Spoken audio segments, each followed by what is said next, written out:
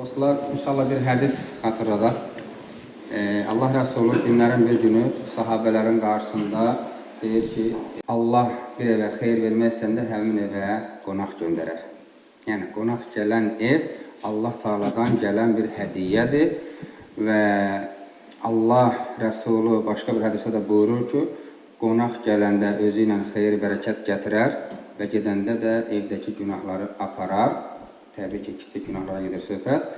Və onun üçün də Allah Rəsulü başqa bir hədisdə buyurur ki, Mən kənə yu'minu billah vəl yevmil axir fəliyukrim dayfahu.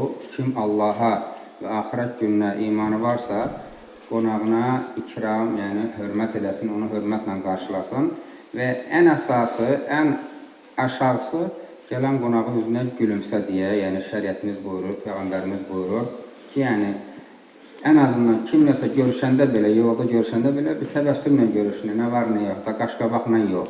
Yəni, xulasa, Allah Rəsulü buyurur ki, kimin Allaha və axirət gününə imanı varsa, inanırsa, gələn qonağını xoş qarşılasın, ona hörmət eləsin, onu yuxarı keçirsin. Yəni, qonağın bu qədər dəyəri var Allah qatında, həm də qeyd elədiyimiz kimi Allah Rəsulü buyurur ki, yəni, qonağın gəlişi Allahdan bir hədiyyədir ev əhlinə.